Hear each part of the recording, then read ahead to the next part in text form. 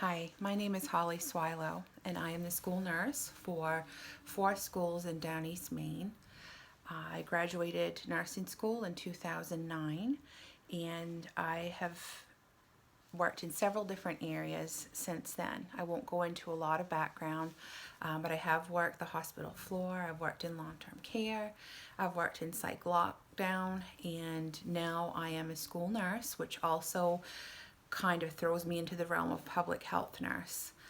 So I've had several people approach me to create a video to try to make some of this information that we're hearing about COVID-19 or coronavirus a little more on a level that we can digest and understand, and kind of weed through all of the extra that surrounds it all so that we can best protect our families and ourselves.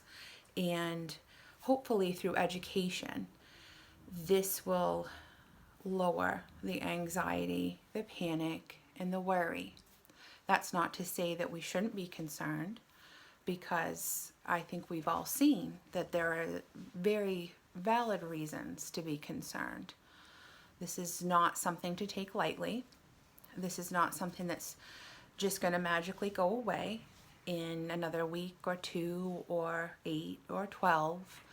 It's something that is going to have to be weighed in the balance when restrictions can start to be lifted. That does not mean that when they start to be lifted that COVID is gone. It's going to be here. We're going to see recurrences of it. It's something that they're studying and trying to figure out and trying to procure a vaccine for, trying to find out what treatments are effective to be able to treat those who are severely affected or even moderately affected. So let me start at the beginning. COVID-19 or coronavirus is something that I would say 99% of us, if we have any contact with the outside world, has heard in the last 2 months or so. This is something that's not new to us as far as hearing that word.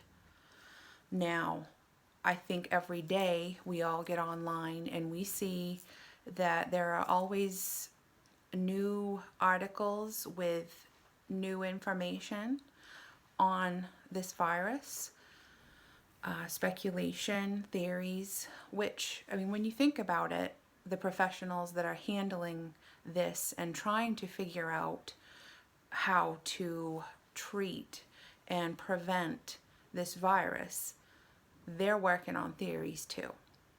So it's very important to also recognize that there is going to be new and different information as we go.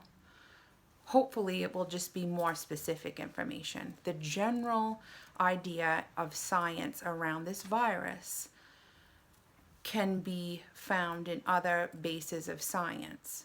Now, it's new or novel, which of course means new. It's a new strain that we've not dealt with before physically. So this causes our bodies to not recognize at all the RNA sequencing in this virus. Our bodies are used to coming in contact with the flu, either through being sick with the flu, having a flu vaccine, colds, every mild to moderate disease. Our bodies have somehow come in contact with those organisms at some point in our lives that we know of. So if we do get really sick with one of these other diseases, our body says, oh, well, I do remember that. I think I can use this to help fight this. It pulls from, for lack of a better term, it pulls from its memory bank and says, oh, this is what I need to do. Well, this is a new virus. Our bodies don't have a clue what to do with this because it is new.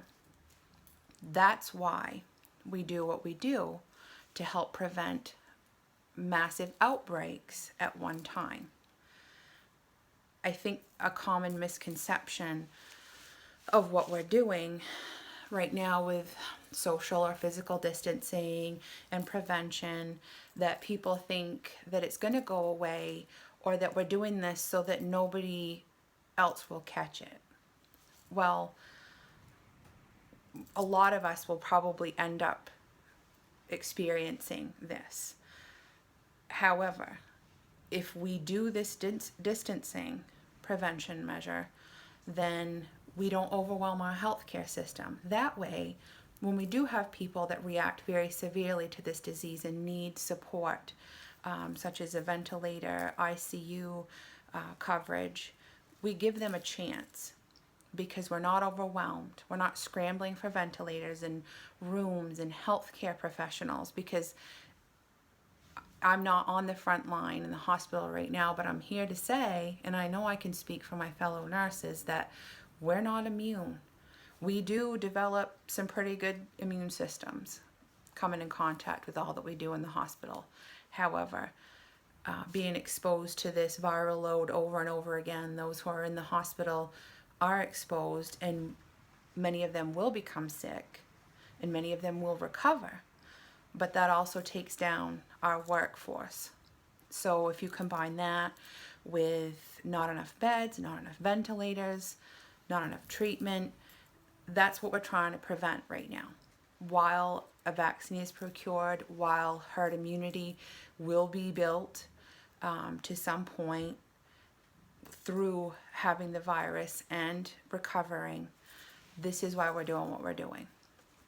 Okay, so I don't want to make this a really long video, because we've all watched plenty, more than what we would want to watch, I'm sure.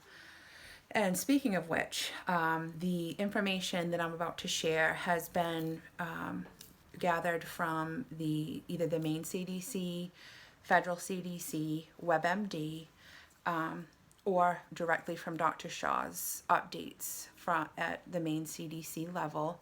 He does these daily throughout the week. And I've also been on a few Zoom meetings with him and other healthcare professionals around the state of Maine, including doctors, pharmacists, other nurses, and other school nurses as well. We're definitely seeing a lot of the education piece and the reaching out to families and helping connect them with resources. So we're still really trying to put ourselves out there to be on the front line in our communities, as far as just keeping everybody up to date with factual information and responsibly letting people know how to protect themselves and their families. I want to take a second really quick just to say how much I appreciate all of the nurses, CNAs, doctors, respiratory therapists, pharmacists, other healthcare workers, housekeeping, for any medical facility staff, all the way around, grocery store workers, mail carriers, package carriers, anyone who gives us a lifeline during this time, which also would include people who prepare food for takeout or pickup. I just want to say a big thank you to them, and I hope that anyone watching would also extend that appreciation. Tip your delivery driver, tip when you go for pickup or takeout or whatever you want to call it. Please tip those people, because they're not working a dining room anymore. And either way, even if it's a place that only does takeout or pickup all the time, these people are putting themselves out there for us, and I think that they deserve it. If you can, please tip them. I got off on a little tangent there. So some of the stuff I wanted to share really quickly is that the World Health Organization, which is another place that I gather my information, classifies COVID-19 as an infectious disease caused by a newly discovered coronavirus. This virus spreads primarily through droplets of saliva or discharge from the nose when an infected person coughs or sneezes. So I want to add too to this is that another venue, or avenue, I guess I should say. Sorry about that. My brain is really tired. Another avenue of transmission would be to touch your infected saliva or your infected discharge from your nose or from your eye. And then touch another surface. And then say you're at the grocery store and oh man, my nose itches. Ugh. And then you reach out, you open the refrigerator door or the freezer door, you get your microwave meal or your pizza, and then you go on your way. And then you're infected and you don't know it. The person behind you comes along and they open that same fridge, they grab their food or whatever they're getting, and then they're walking along and they're thinking, should I buy that? Or, oh man, my eye really, my nose itches really bad. Whew. Oh, all right, okay, I gotta finish my shopping. Well, you've just transmitted that virus through that. So it doesn't always have to just be when someone coughs or sneezes, even though that's primarily the way that it enters the air and those around you breathe it in. It's not the only way. And that's why they have suggested, as hard as it is, don't touch your face, your eyes, your mouth, nose. I mean, I know those are all on your face, but don't touch those areas on yourself. And it's really hard. It's really, really, really, really hard. So for that reason, I'm just going to touch on the reason why we wear masks out in public. The type of masks and facial coverings, which is probably what I will call them because we don't all have access to masks. Most of us are going to have some kind of a facial covering. This protects others mostly around us. So if we sneeze, if you have a sneeze that sneaks up on you, or you have a dry cough, you have a tickle in your throat, and you just kind of cough without thinking, this prevents those large droplets from transmitting out into the air, and then someone else comes along and breathes them in and doesn't even know. So that is one of the most important things about prevention going out into public right now. It does help this spread. You may not be infected. Some people will be completely asymptomatic and be positive. Some people will be mildly symptomatic. They'll think, oh, I have allergies. I just have a little cold. No big deal. I feel fine. But they'll be positive.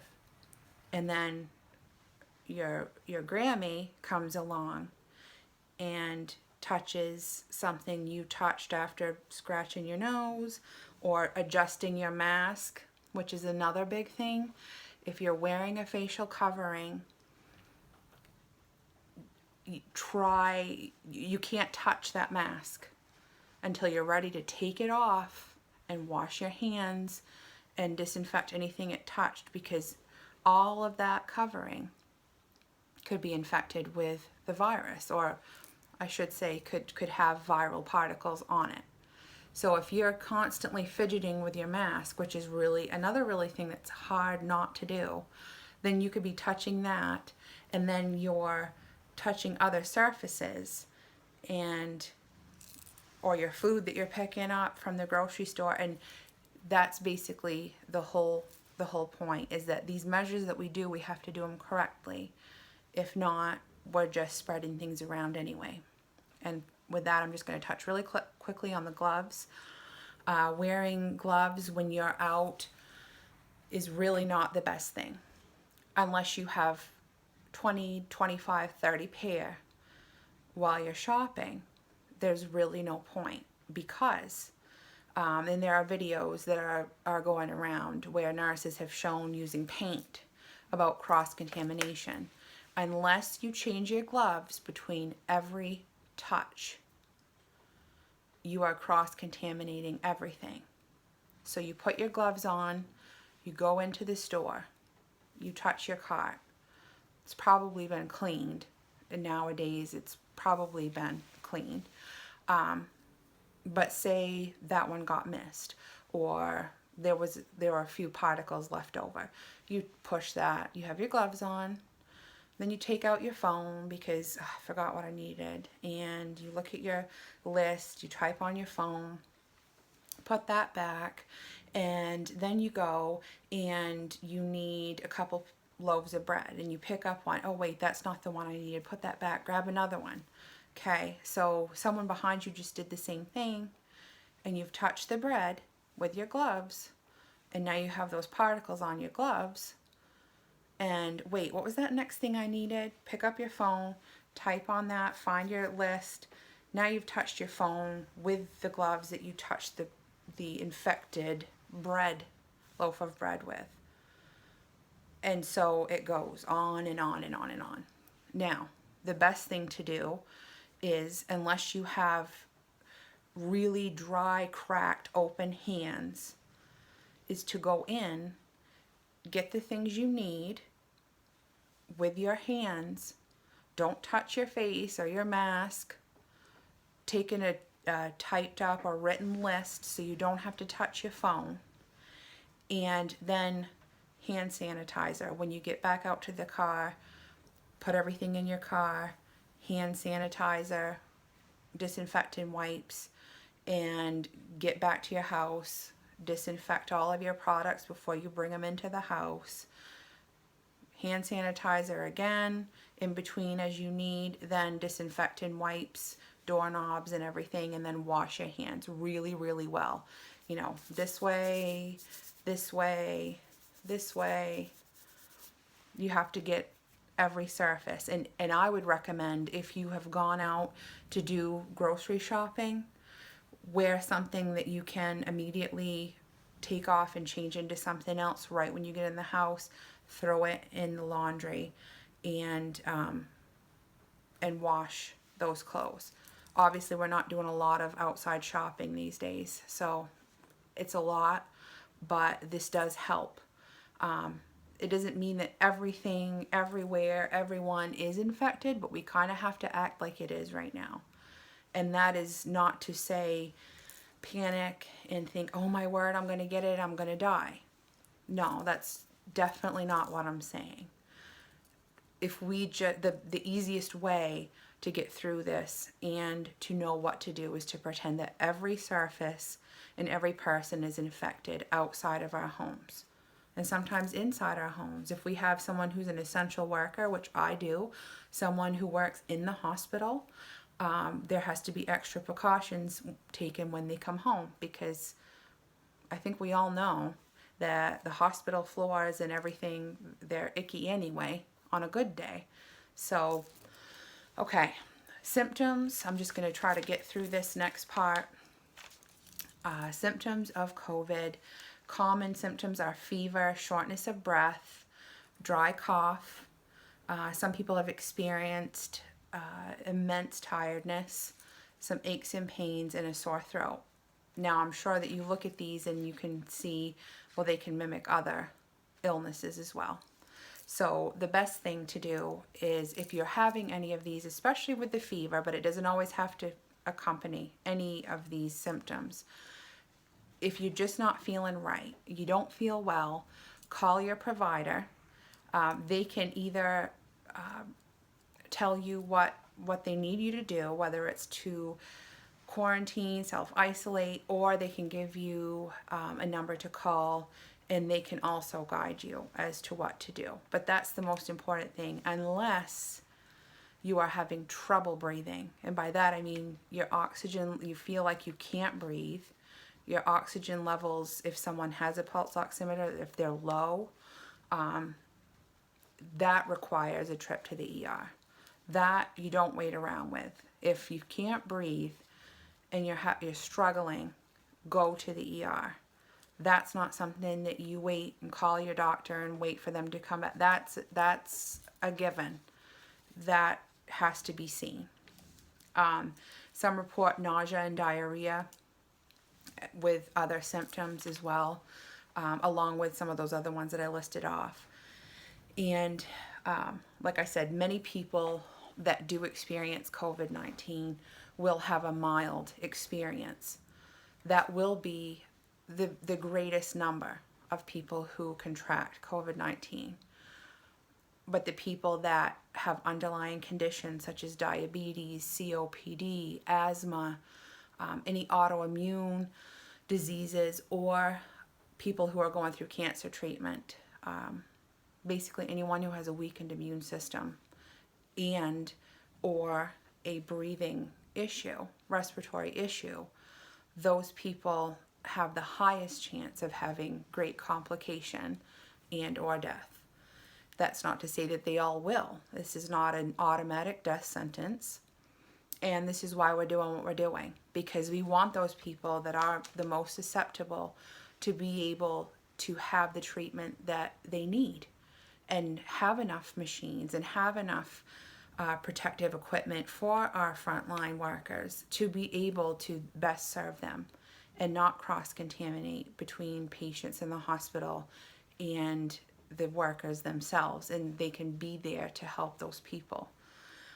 Really quickly, I will list some surfaces that, how long that COVID-19 can live on some common surfaces that we work with. And this can also be found online by Googling. And there are a lot of reputable websites that will let you know how long these will live on surfaces. I don't think as of right now that anybody has hijacked any websites to make fake reports of how long that this will live on the surfaces, but I did get this information from WebMD. So metal such as doorknobs, jewelry, silverware is 5 days. Wood, examples are furniture, decking, wood railings, 4 days. Plastics, so some of your milk containers, detergent bottles, subway bus seats, elevator buttons, some are metal, but that would go under the metal. Some are plastic, so 2 to 3 days for plastics. Stainless steel, some examples would be refrigerators, pots and pans, sinks, and some water bottles, 2 to 3 days. Cardboard, shipping boxes, Amazon, etc., 24 hours. Glass, which would include your drinking glasses, mirrors, windows, up to 5 days. And ceramics, which would include some of your dishes, pottery, or coffee mugs. Your regular handled coffee mugs, 5 days.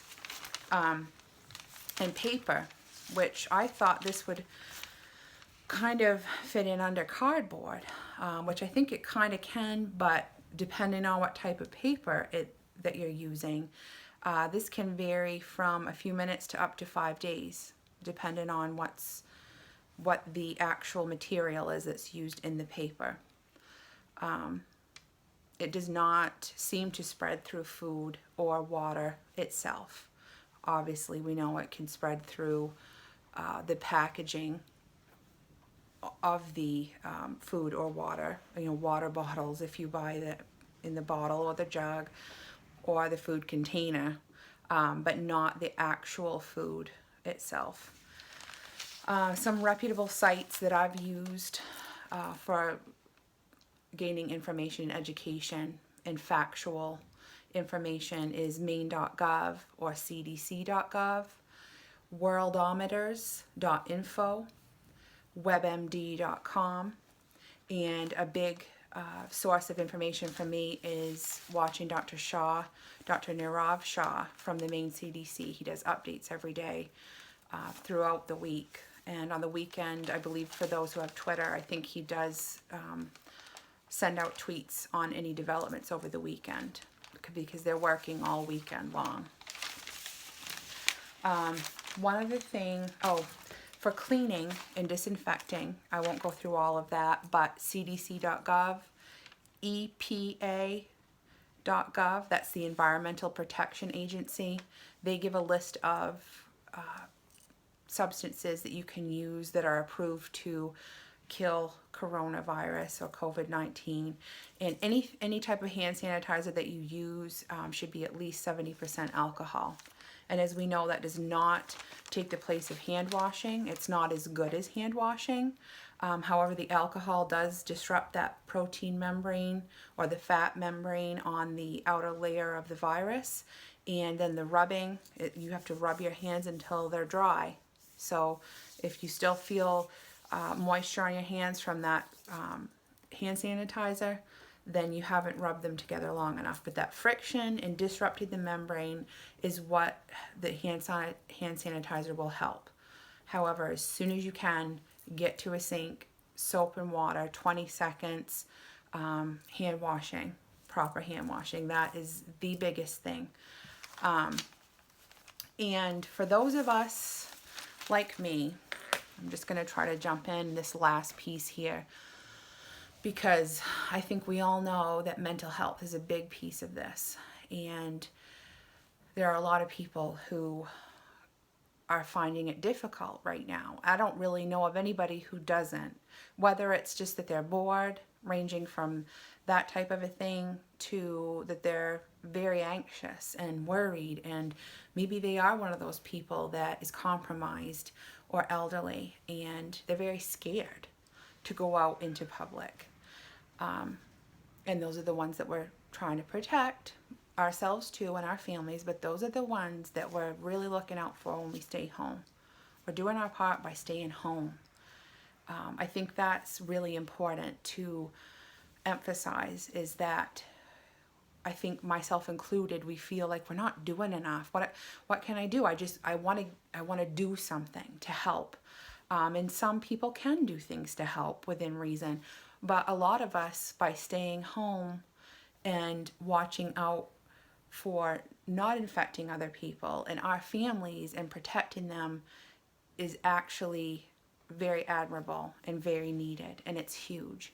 And I'm a homebody. I'm good with staying at home.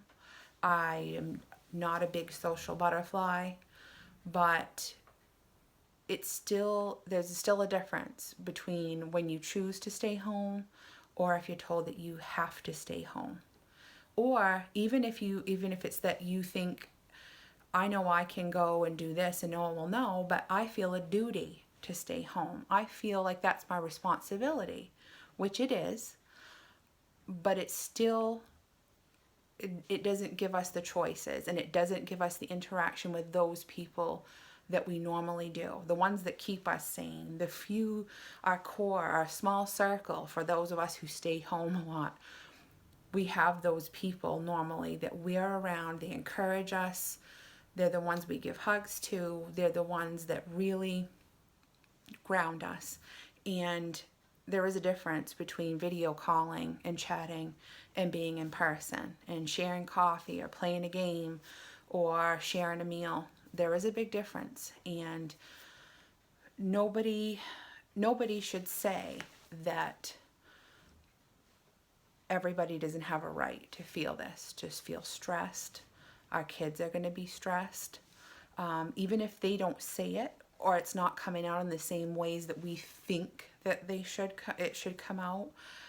It might be in asking a lot of questions about other things and talking about things incessantly that don't even have any relationship to coronavirus. I've seen things that I can identify as anxiety, and they might not know why they're wondering. They just pick up on it. So I think it's safe to say that everybody is struggling, some more than others, and it's okay to feel how we feel. It's okay to feel sad for not being able to do what we want to do, the loss of the people in our lives, if we have those losses, the loss of our, not our governmental freedoms, but just the freedom to not have to worry about being ill or making someone else ill and doing what we want to do, especially with summer coming up. It's a lot, and it's okay to feel every feeling that you're having. Don't let anybody tell you that you shouldn't feel mad, or you shouldn't feel sad about it, or you shouldn't feel worried or anxious. That doesn't mean that we can't do things to help those feelings. Sometimes we just kind of have to wait it out. Sometimes we have to talk to somebody. Sometimes it's, let me see what reputable website I can read. Dr. Shaw is very calming and very factual, and I find him to be very de-stressing, even as he's giving information that might seem stressful. So it's really important for all of us to remember that we're not just doing these things for ourselves. We're doing them for the people that we love, and the people that we love other people, and we're doing it for them too. It's an awesome, heroic thing to acknowledge what's going on, educate yourself on what's going on, and do everything you can to protect yourself and your family, because we will get through this. We will get to a point where it's well understood, and we have some treatments, and we have more prevention, and we have, hopefully, throughout, flattened the curve enough so that as we go, and the spikes that we have enough available for everybody to have the same chance. And also remember that just because you may test positive for COVID-19, it does not automatically mean that you will be the worst symptomatic patient and require extreme measures. We just want to help protect those that it will affect that way. I hope this has helped. I feel like I've probably just reiterated so many things that you've all already seen and heard, and I just find it important to say these things for those who may just need the bare bones of what's going on, and not have to dig through all of the many, many, many articles and opinions that have been floating around. I'm sure we all have them. We all have them. And when we're over the hump, we'll all sit back and think, now, what could have been done better? Why did this happen? Where did it come from? Whose fault? If there is somebody to blame, we'll all think of those things. But right now, if we just focus on keeping ourselves and everyone around us safe, we can get through this with all those people that we love and get back out to living our lives, hopefully better than our normal.